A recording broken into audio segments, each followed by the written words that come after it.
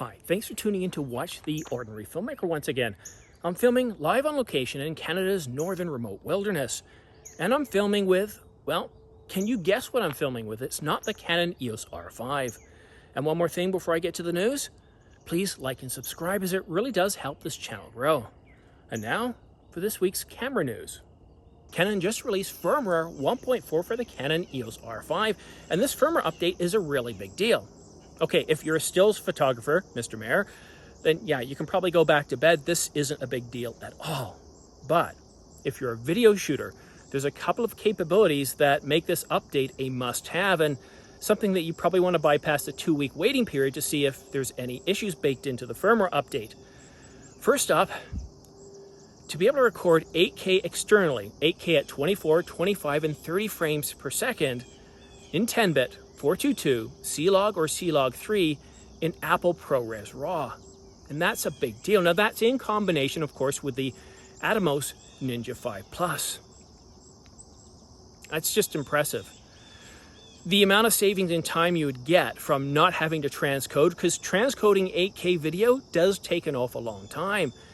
To have Apple ProRes RAW as your output format for editing is a big deal.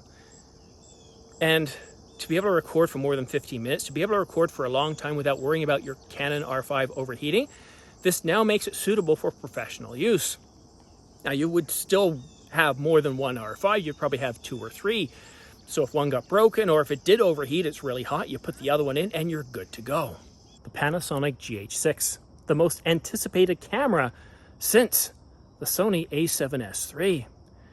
Every single Panasonic stills hybrid camera has had depth from defocus, contrast detect, autofocus system, and it just sucks. It's terrible. Now, it's really frustrating because these cameras do a very good job. The GH5, the S1, the S1H are terrific cameras. They really are. And if you're a manual focus person, well, this is not a big deal for you, and you're probably already frustrated writing a nasty comment about how I keep focusing on the autofocus system in these cameras and professionals don't use autofocus.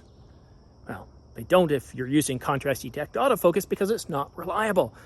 But put in a good, reliable phase detect autofocus system that can do eye autofocus for not only humans but other animals and insects, and that's a really big deal. That can do motorsports, that can do motorcycles and car racing. That's a big deal. So coming out of Japan, we have a rumor from film studio Takio High. And this isn't the first time we've heard this, that the GH6 is going to have dual pixel autofocus, but he says that he's received information from camera company Fairies. I don't know, I watched this video and it did seem like maybe he had enjoyed a nice, relaxing something before he before he published the video or filmed the video. I wouldn't really consider this credible, but he's not the only person saying this, and what has me wondering if this is remotely possible.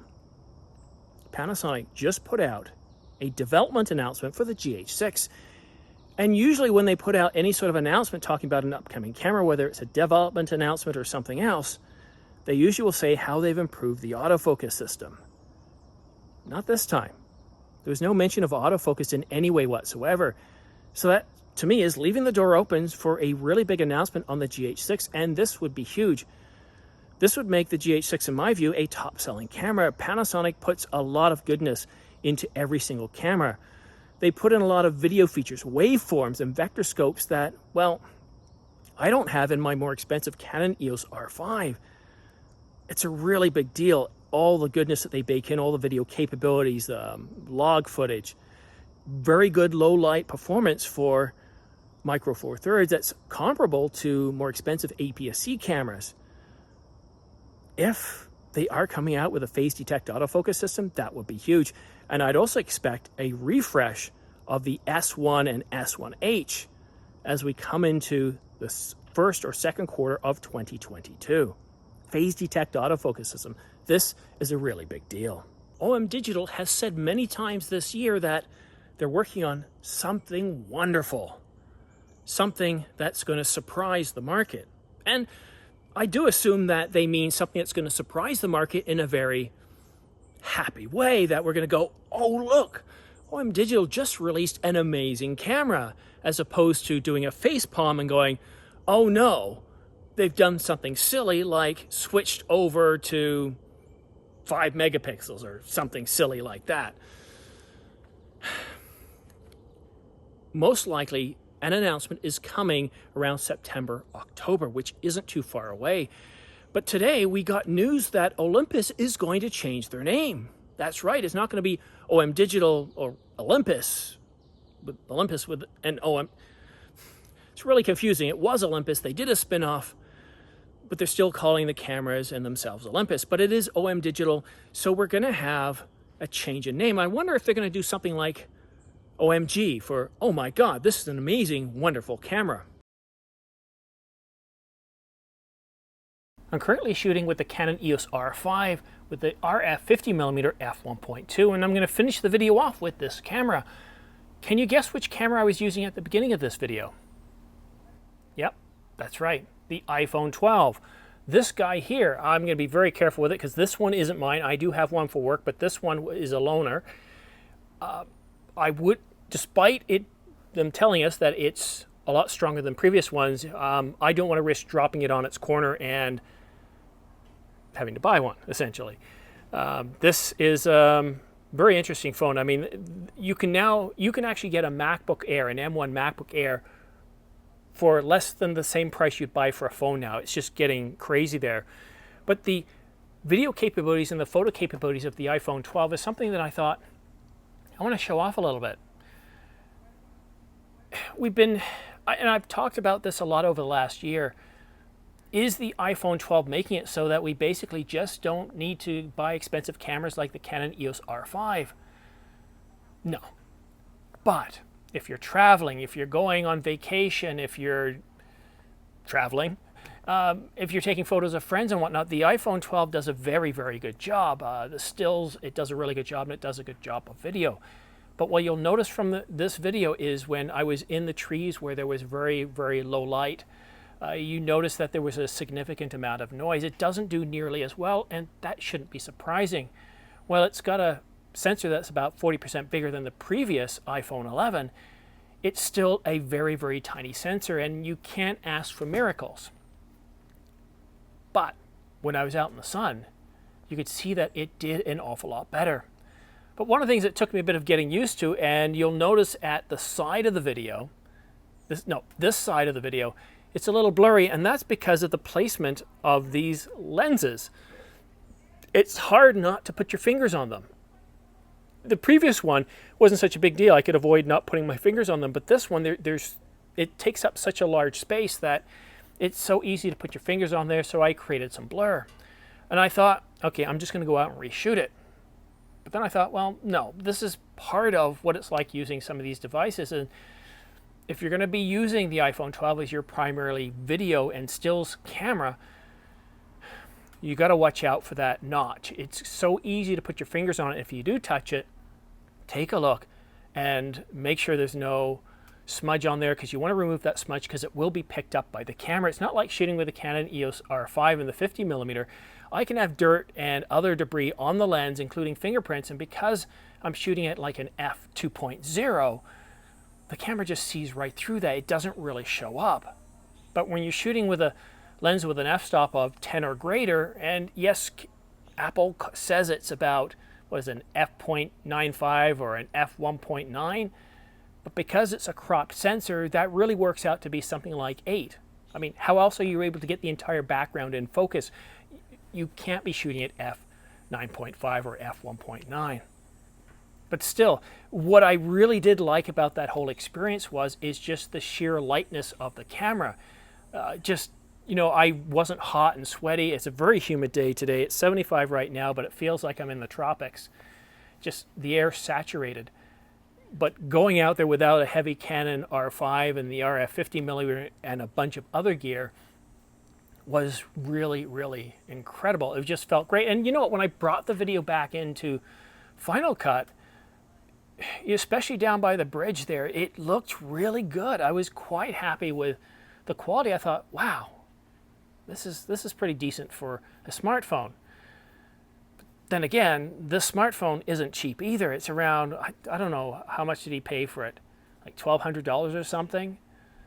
And that's just for, no, was it $1,400 US, because it didn't have 128 gigabytes. And that's the thing. You can buy the Canon 90D for less than that. You can get solid DSLRs and mirrorless cameras that can produce better results, and so that's something to consider too. Now, it is great pretty well everybody believes that they have to have a smartphone, and the photo and video capabilities of this smartphone are very, very good, but you're going to find it a bit of a challenge in low light situations. And for doing selfies, one of the things I found a little bit irritating, I couldn't find any options for picture-in-picture. You'll see that sometimes my head is not quite centered, or I'm not quite framed correctly, because I had no reference point. I'd basically hold the mini tripod that I had and did my best to try to figure out how to frame it. I did all that blindly. So Apple, and it might be buried in there, but I didn't see it under the camera settings. Apple, if you're listening, please put a picture-in-picture for selfie mode, because that front-facing camera isn't as good as those rear cameras, and it would be nice to be able to have just, even if it's a low quality, small picture-in-picture, just so us vloggers can, get a good idea of how to frame things up. And another thing too, if you do get this camera, you want to check your settings right out of the box. It does come with HDR turned on. I turned it off for this video because I don't produce anything in HDR. Just not a lot of people have sets capable of seeing HDR. So yeah, you need to turn that off. Last October, Xiong sent me the Crane 2S to do a review, and I am so thankful that they sent me this product to review, because it's changed how I shoot. It is a rugged gimbal. It is sturdy, it's got metal, and it's got carbon fiber components. It is built tough, and it's got enough battery power that you can shoot all day. In fact, with it fully charged up, I've been out shooting for 4+ hours, and it's never gotten below 50%. It's a beast. I can put 2 Canon R5s on this with a 50mm f1.2 and the 24-105, and it's just doesn't miss a beat. It's truly a very capable gimbal. So, when Xiong reached out to me and said, look, we've got a new gimbal, would you be interested in testing it? And I thought, well, sure, which one is it? And it was the Weebill 2. And they didn't just send me the Weebill 2, they sent me the Weebill 2 Pro, and this is it right here. So we're going to do an unboxing in just a few minutes. And they also sent me the visual controller. I can't wait to open this up. Gimbals have changed how I shoot video. I just love that absolutely smooth cinematic video. I'm not always on a tripod, and I don't care that the video is absolutely rock steady. I don't need that Hollywood where you need to be on rails to get everything so it's 100% perfect. But I like that even when I'm moving or even running with a gimbal, it gives it smooth enough that you're not going to make the audience feel seasick. In fact, they're going to be looking at the subject and not really focused on it. And you take a look at the current TV shows out there where the subject is moving around and they're out in the field, they're doing run and gun type stuff. And you'll notice that they're not keeping it 100% steady either. If you look to the top of the frame or the side of the frame, you'll notice that the camera is constantly moving. But what that gimbal does is it gives you smooth enough video that your audience changes their focus. They're no longer looking at this jumpy footage, and they just focus right on the story that you're telling. It's very, very powerful, incredible technology, and I just absolutely loved the Crane 2S. So I'm very excited to test out the Weebill 2 Pro. I will be doing a review in the next couple of weeks, but I want to test this out in the field. I want to shoot it in many different situations and conditions like I did with the Crane 2S, because this is a decent investment in your filmmaking. If you're an ordinary filmmaker, you can start and spend $550 US for this, or you can spend all the way up to about $900 for the Weebill 2 Pro. And if you do enough filming, if you shoot your family or if you shoot weddings, outside of a decent lens and good mics or good audio, a gimbal will really help improve your work product. All All right, so let's go ahead and do the unboxing and get in and see what they sent me. The Zhiyong Weebill S comes in this purpose-built carrying case. Let's go ahead and see what we got inside. Let's check this first pouch. Oh, a double zipper. There must be something precious inside here. What do we have? Oh, we have a strap. So there's our shoulder strap right here. Well, let's put that back.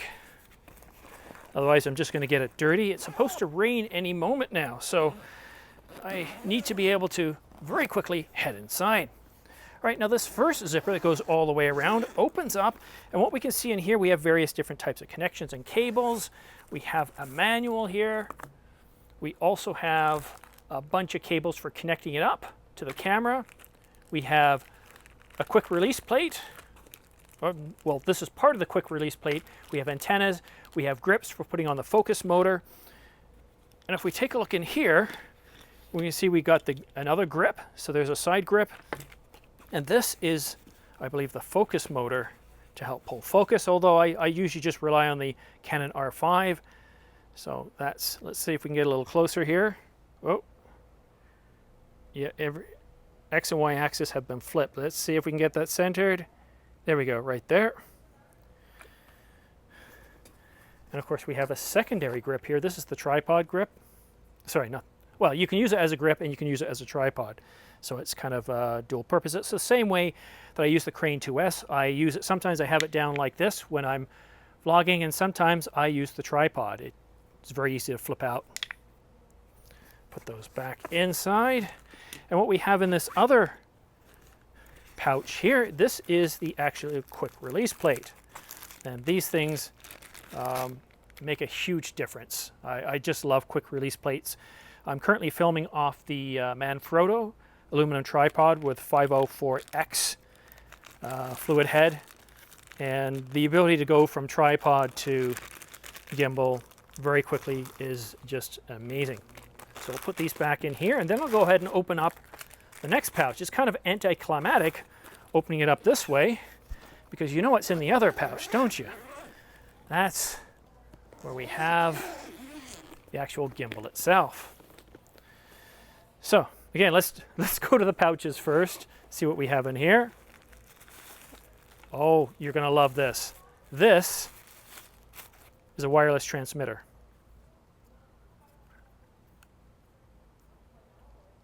See if I can do this right. We got a wireless transmitter. The Zhiyong Weebill 2 Pro is one of 4 different packages that the Weebill 2 comes in. This is the most expensive package with all the features, all the bells and whistles, and this unit is around $900. If you just want to get the Weebill 2 itself and you can't afford, or you don't want the wireless transmitter and some of the other features that I'm going to show you, then you can get the Weebill 2 for about $550. So let's put this back in its pouch. And I can feel a few drops on me already. It's not the greatest day outside. And of course we have some more cables here, so no big deal there. Now oh, how did that fall out? Don't want this falling out. Now what? Let's see, do I have it in here? Or did I lose it already? I've already opened this once just to make sure I knew what was in here. Here it is. A little bit of advice. If you've never used a gimbal before, you always want to use this. Let me take it out of the package so we don't have to deal with glare. Now what this does, get it up a little closer. There we go. This helps support lenses. Now if you're filming with something like a 10 to 18 EFS lens, no big deal. But if you're shooting with longer lenses, this helps support the lens, and you really want to use that, because what happens over time, if you are using heavier lenses and you're not supporting them in any way, all that pressure is going on the mount. And what you risk is damage to the camera, which can become very expensive. So please, please always use this lens adapter, mount holder, or not mount holder, lens adapter. It just holds the lens in place at the end of the gimbal, so it helps protect your camera.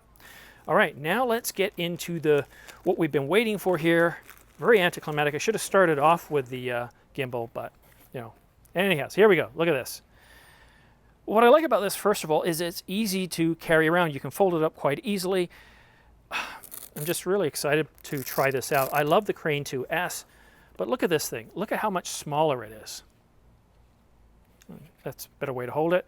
Look at the positioning of it. I've got this joystick, which is very easy for me to control. The record button here too, very easy to touch. Look at that. They're just so close to each other.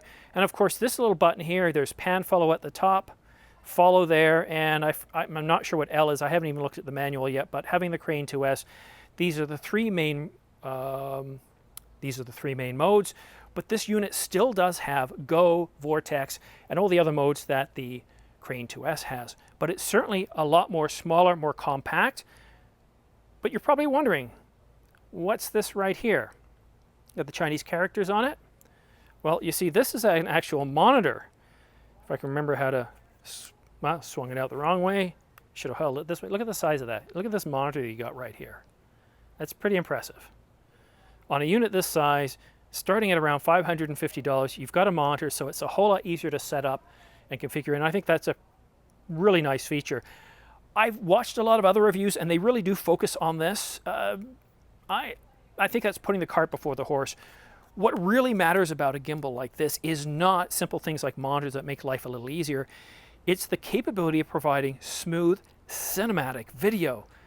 And this one is lightweight. It's lighter than the Crane 2S because it's only trying to support one camera, not two cameras like the Crane 2S. All right, so let's take a look at the two. This is the Crane 2S. This is what I've been shooting with for some time. You can see it's a pretty big device, and when we hold it up to the Weebill 2, it's certainly smaller, and this is definitely lighter. I can feel this in my hand. This is much lighter than the Crane 2S. I like the feeling of this grip here. This feels really good and solid. But I do have to set it up properly. I had troubles trying to figure out the locks. But after I finish shooting this video and uploading it, then I'm going to spend some time playing around with it, getting it set up. The Crane 2S didn't take a whole lot of time to set up. And I got to be honest, as far as balancing the camera each time I put it on here, generally within a minute or two max, it's easy to get balanced, and that's not rushing through it. So I suspect that the Weebill 2 Pro is going to be very easy to set up as well. And, oh, I forgot to show you one thing. Let's see if I can, how do I get this to come out? There's a monitor right here. Look at that. It's funny, when I was distracted by the visual control. So yes, you have a visual controller, but right here, you have a full-size flip-out LCD for setup and control. And that's just absolutely terrific. The screen on here, with my eyesight, if I don't have my my glasses with me, it's a little bit difficult to set up, but I've kind of memorized where the buttons are and to double tap or triple tap the menu button to get me into the right modes. But to have a monitor here that flips out and then easily just is protected, goes away, I think this is just truly incredible. So I'm super excited to try this out. The joystick is right there. It's very easy to reach.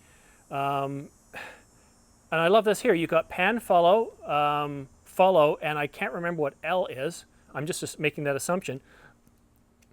And you can move it with your thumb without even looking at it, because for each one that you move to, you feel a click. You get that sort of, it's not a haptic feedback, it's an actual click.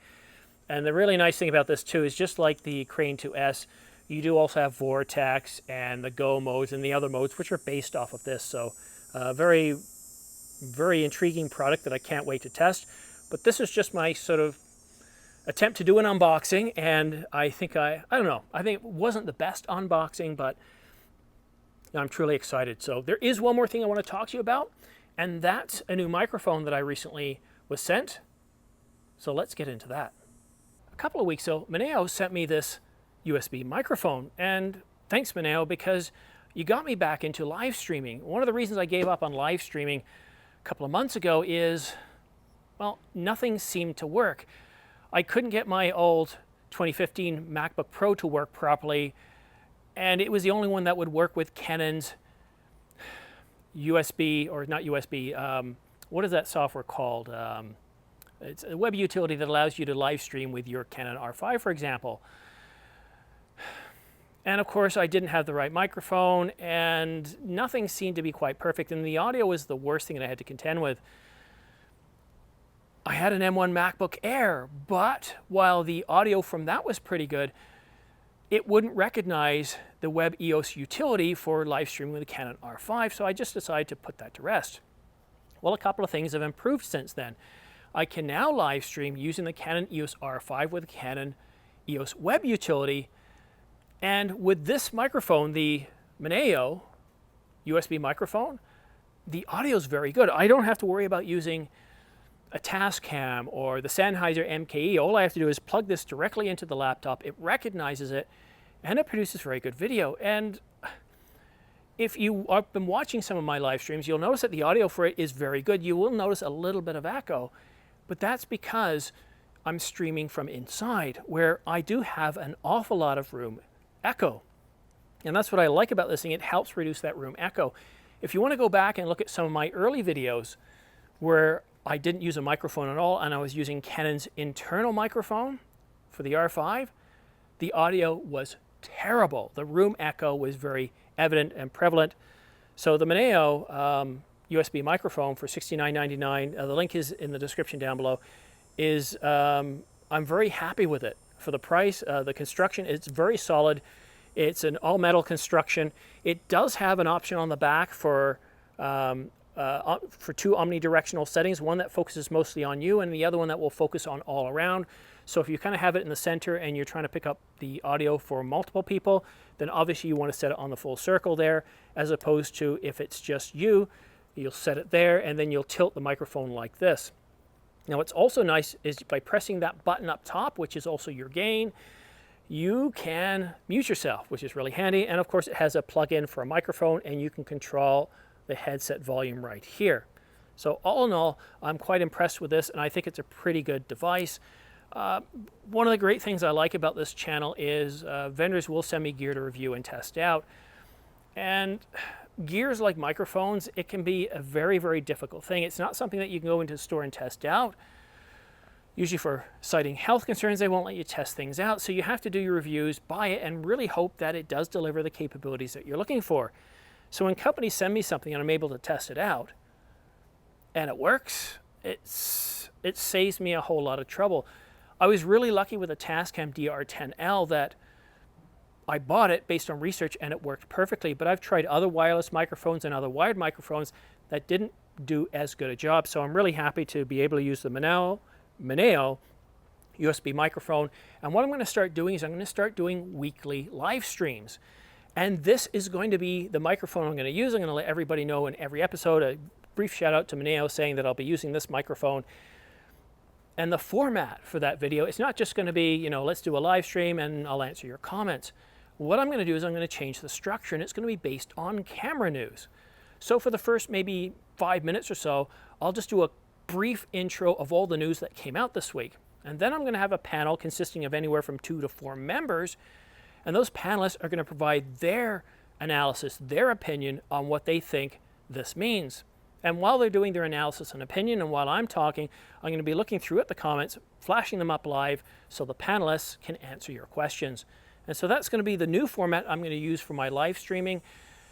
And I'm pretty excited about this. I don't know. Should I stop doing my regular standalone videos and just do a weekly? That's something to consider, and it's certainly something I'm considering. So when is this new live stream going to be?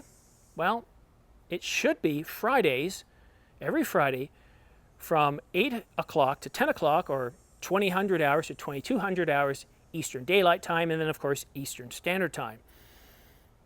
I just need to test one thing out. I tried StreamYard the last time and I was pretty happy with StreamYard. It worked really well. But when I started looking at pricing, they wanted about $49 a month. If I go annually, that works out to be about $40 a month. And I don't know that this is going to be successful enough, so I'm going to start out monthly. So I'm looking at $49 a month. Whereas if I go to Ecamm, that same price gets me 4K. So what I'm going to do is I'm going to start off with Ecamm, and I'm going to start off at 1080. I'm not going to go to 4K right away. I'm going to try that out, see how well that goes. And if you guys are really interested in these live streamings and they get enough numbers, then maybe that's what I'll focus on from here on out. But again, thank you so much for watching The Ordinary Filmmaker. We'll see you again soon.